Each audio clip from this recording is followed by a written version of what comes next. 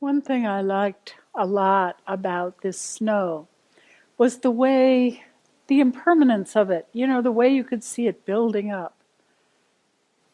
And then now, how you can see it melting. It's almost imperceptible, except, like every few hours when you check back in.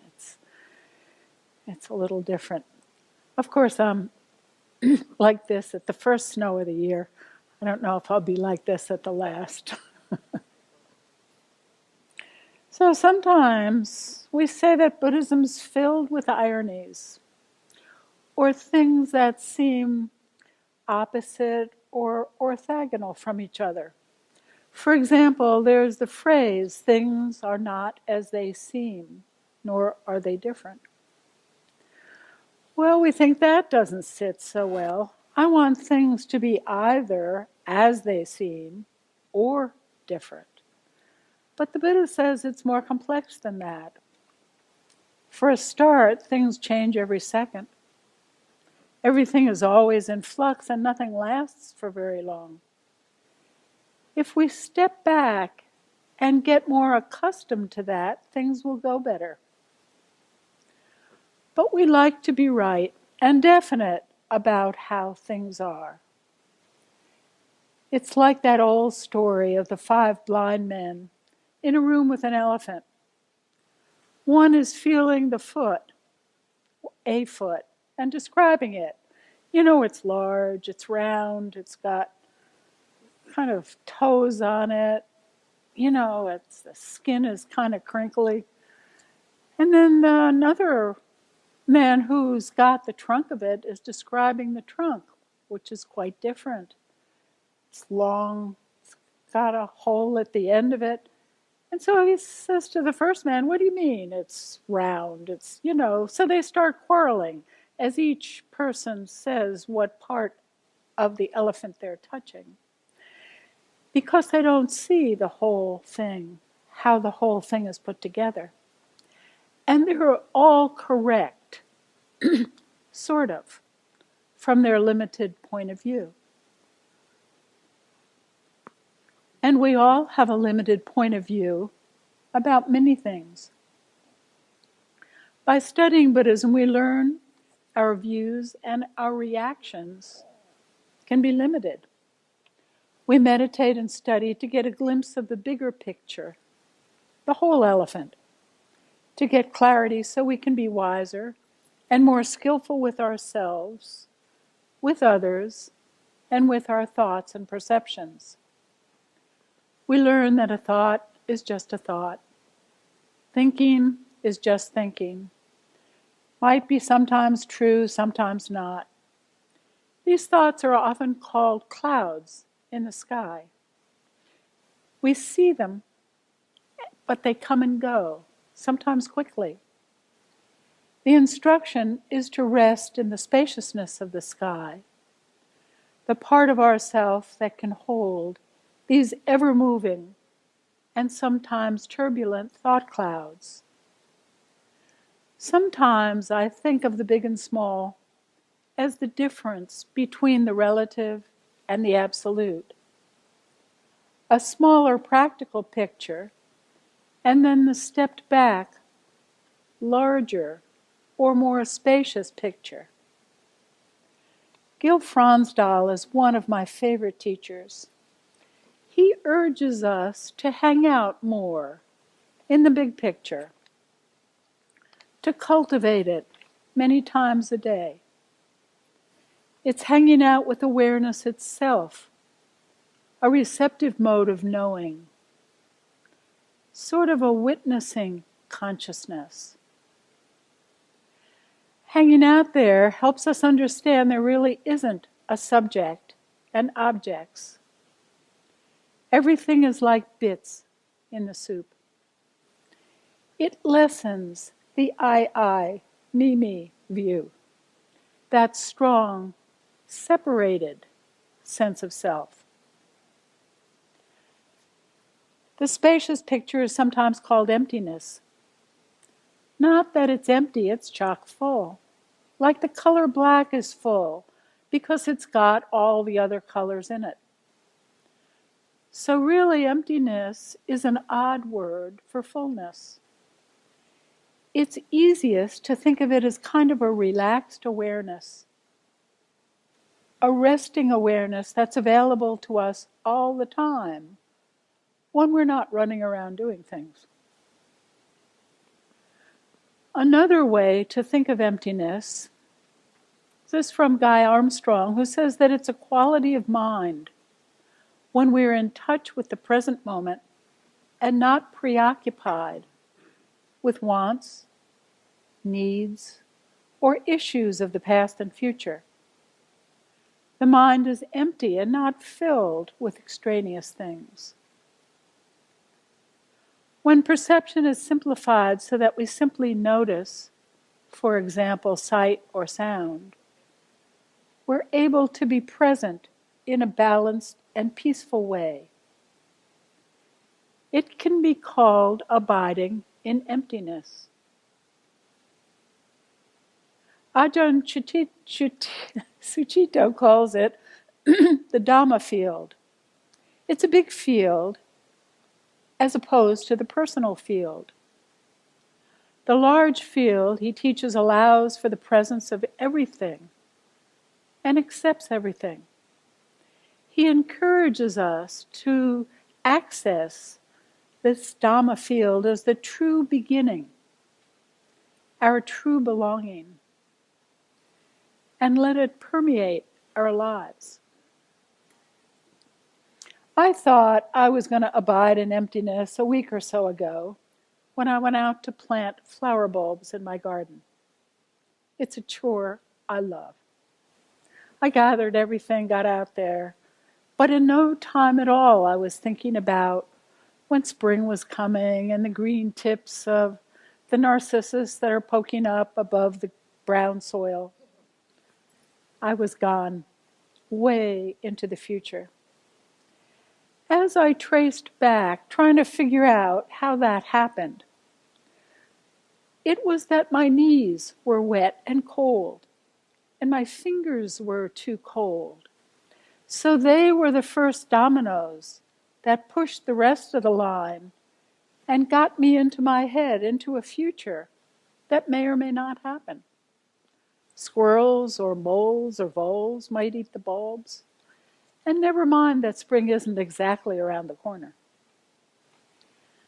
My mind was wandering instead of being present with the feel of the fat bulbs with their brown, silky husks. It happens so quickly. Something uncomfortable in the body or an uncomfortable thought can start a brain cascade in milliseconds. I was glad I caught it, so I stopped. I went inside and had hot tea.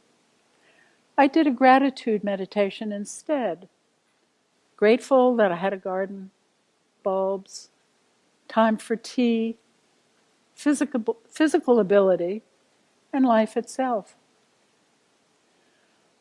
When we can hold the Dhamma field or hold a large awareness, we see things very differently. A large view can be held by contemplating the 5 elements internally and externally. So let's drop back into meditation and I'll guide us through this.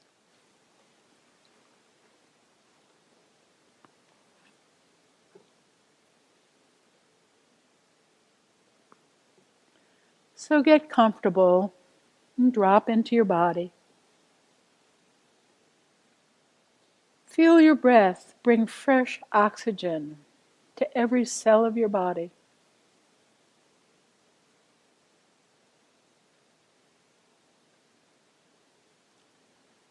The first element is earth. Scan through your body and see what parts of it feel like earth. So what I do is change this list up every time, just to keep it fresh. See what pops up. For example, my teeth feel kind of hard like the earth. Or the bones, all those bones. Maybe my nails, my fingernails, my toenails. But then I keep thinking about the bones, like the heels.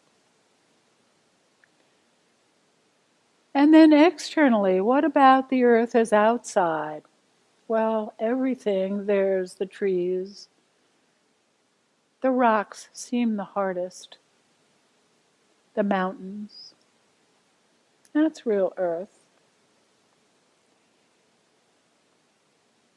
From this larger view, we can see that even though our internal earth elements are related to the external earth elements, we do not own our body. It's a loner. It goes downhill, gets worse every day. And one of these days it will be gone. However, we get to use it, enjoy it, and take care of it.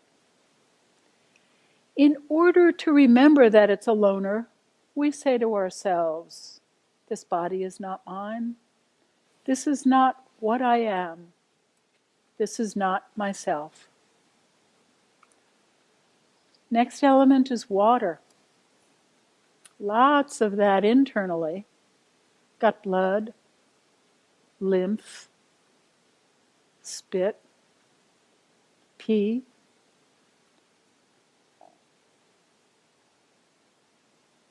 Tears, phlegm. And then we think of water externally.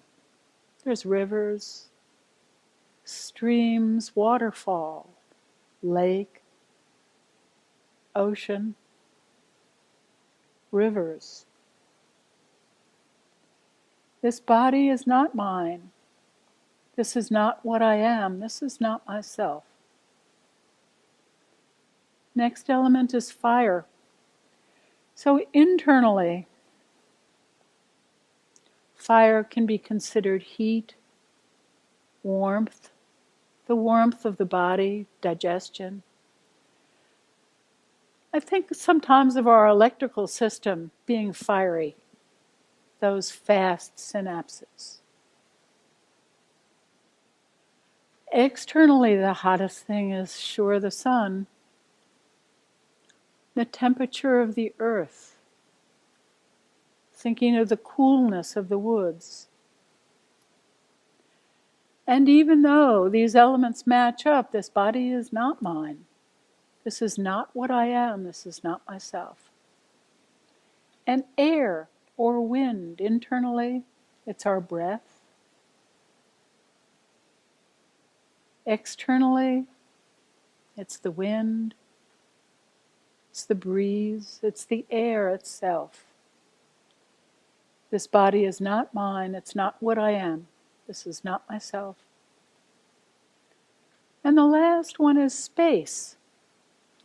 So there's space in our ears, there's space in our nostrils, there's space in our mouth, there's small space between our teeth, space between our fingers, between our toes, some space between our organs. And externally, there's lots of space between branches, between trees, between leaves, between rocks in the landscape. The space is everywhere. Space around the moon, space between the stars. This body is not mine. This is not what I am. This is not myself. We realize in this contemplation that we are made up of the same elements as exist in nature. So how could we ever think that we don't belong? We are made of, and we totally belong with this world. This meditation is part of one the Buddha gave to his son Rahula When Rahula was 18 and a monk studying with the Buddha. And the Buddha went on, develop, Rahula, the meditation of goodwill. For when you are developing the meditation of goodwill, ill will be abandoned.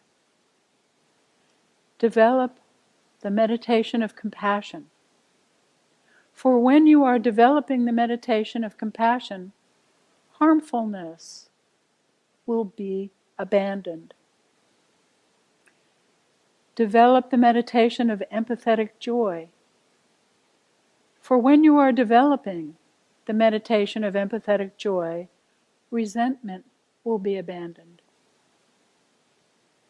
Develop the meditation of equanimity. For when you are developing the meditation of equanimity, irritation will be abandoned. Develop the meditation of the unattractive. For when you are developing the meditation of the unattractive, passion will be abandoned. Develop the meditation of the perception of inconstancy. For when you are developing the meditation of the perception of constancy, the conceit, I am, will be abandoned. Develop the meditation of mindfulness, of in and out breathing. Mindfulness of in and out breathing, when developed and pursued, is of great fruit, is of great benefit. So let's now continue our meditation for a few moments, staying aware of in and out breathing. And let's change up the points of awareness to keep our attention alert. For 5 breaths, both in and out, let's keep our attention right on the top lip, underneath the nostrils. Feel that spot. So let's start counting.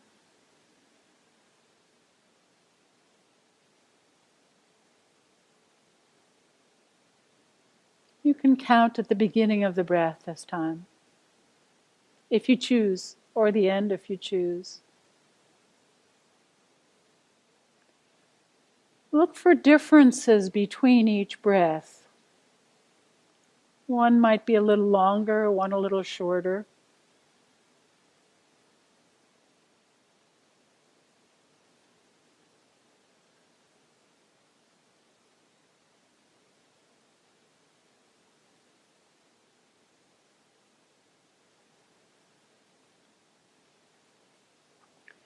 Then shift your attention for 5 breaths to the whole of your wraparound ribs. And start counting.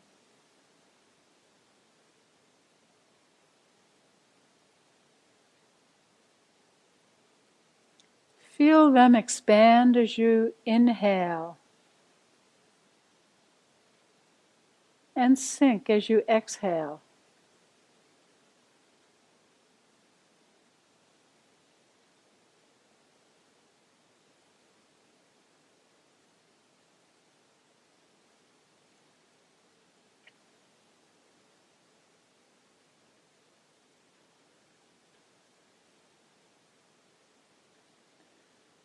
And rest now your attention throughout your whole body. For 5 breaths, imagine you're feeling your whole body attuned to the simple inhale, the simple exhale.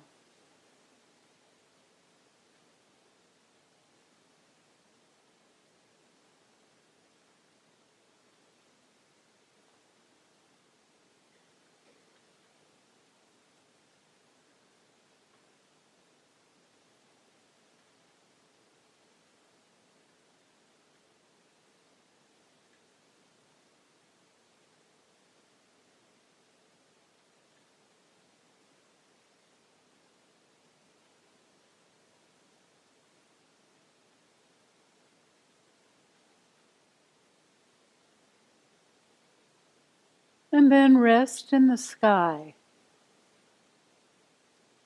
Pretend you're the sky, just looking at the clouds, holding the clouds, holding everything.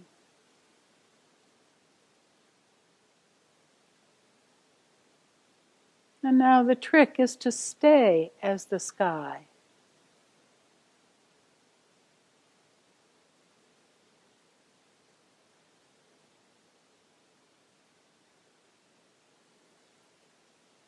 You might want to remind yourself to stay.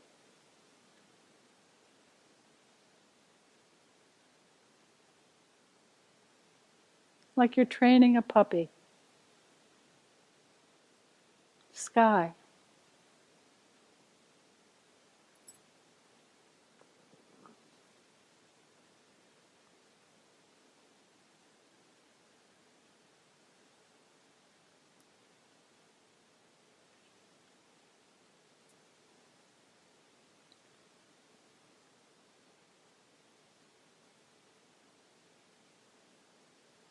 And then very slowly, and in your own time,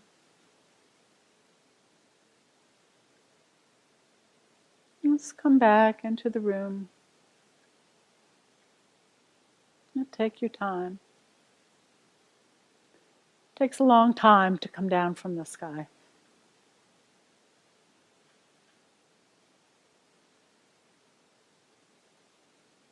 You might want to move your hands and feet, shoulders.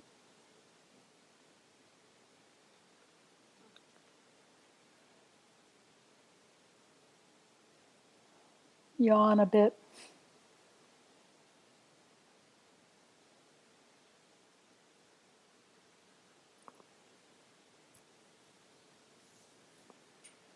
So, is there anything anyone noticed or wants to mention or has a question about?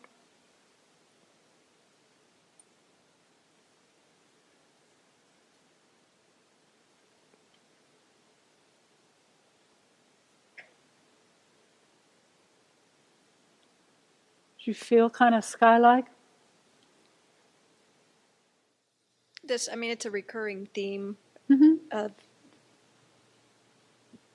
I start wondering where the self is, and I get a little anxious about Right. And you're not alone. Everybody gets a little anxious when they, for example, are doing walking meditation and you suddenly realize you feel like no one going nowhere. It's that, who am I, where am I? Yeah. And I think that we pick up the sense of self sometimes, and sometimes we want to drop the sense of self. That it's quite fluid, that a very strong sense of self separates us from others. But then the irony, another one of these ironies, we have to have a strong sense of self to have gotten to the age we are, to have navigated through what we've navigated through.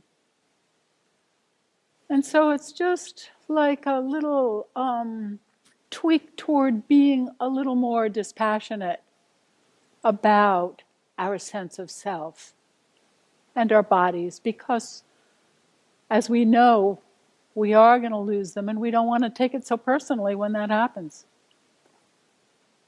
You know, as far as we know, it happens to everyone. Does that help? A bit, right? No, this is a great question. And this is a great thing to contemplate and to keep contemplating. You know, excellent question. Thank you. Does anyone have any more thoughts on what she brought up or how that is for you?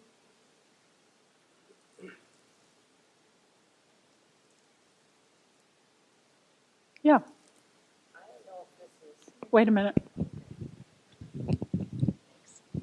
I don't know if this is what you're talking about exactly, but in my life, at one time when I was younger, maybe in my teens or grade school, it was around, I know it was middle school, because I shared this thought with another girl. And she said, yeah, I know what you mean. I can't Hold the remember. microphone up a little more okay, so people like can that. hear. Yeah. I don't know if I was looking in the mirror at myself or I was just standing there in a group of girls, and suddenly, this was way before I knew anything about meditating, didn't have anything to do with any of that, or being really self-aware, being very self-aware. But I did get this sense that, oh, you are Linda. That, like, I really am me.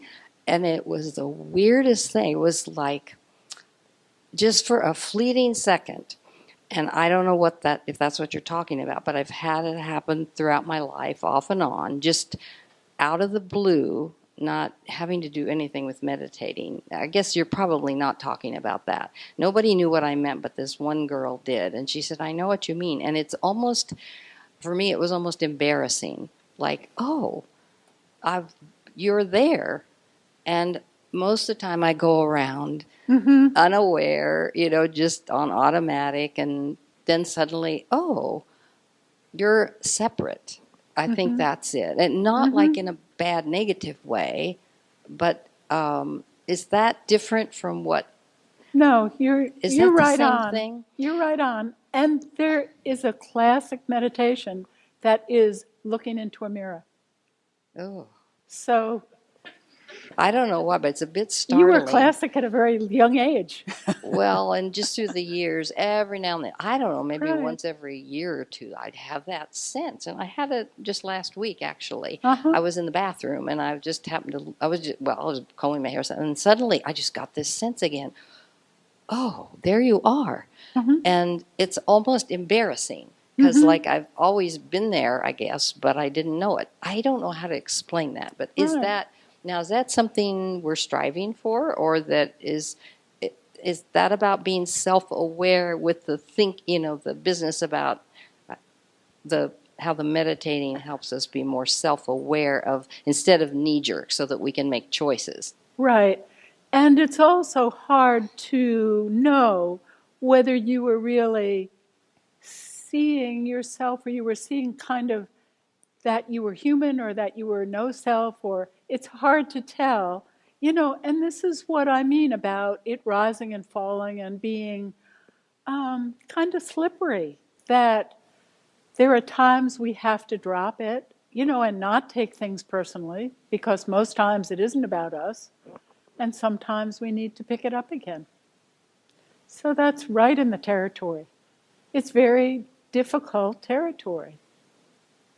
And I don't think it has anything to do with thinking, or like you said, when I'm caught up with something, it's just like it's neutral. It's just like, oh, that's good. It's like a I perception. am. Right. And it's nothing I can cause, because I kind of like the feeling. But then later I think, well, why can't I have that more often? But it just comes when it comes. And anyway, just thought I'd mention that. No, see, you may have been in a stepped back place. You may have been in awareness. And then this is what you noticed or perceived from that, more aware place. Yeah. Thank you. So this is hard, this self, no self. It really gets hard when there's a pain in our body. And it's hard to understand that everybody at different times has pain in their body, that this isn't really so personal. This is part of being human.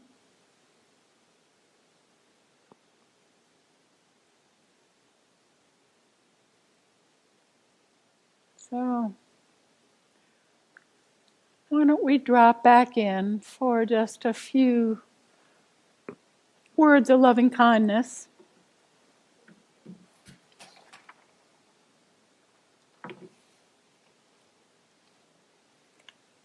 And catching again your body.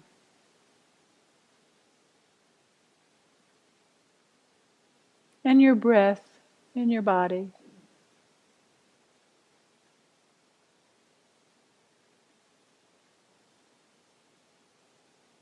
May I remember to rest, that there is rest and ease in expanded awareness.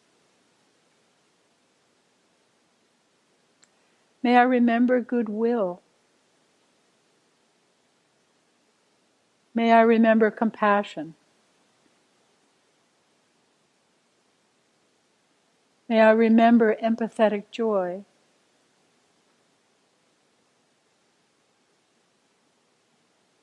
May I remember equanimity.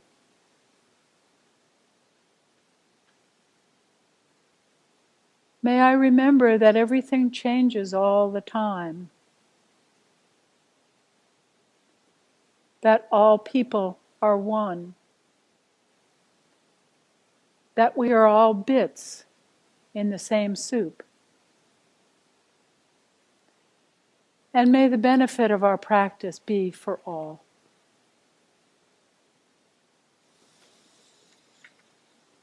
Thank you.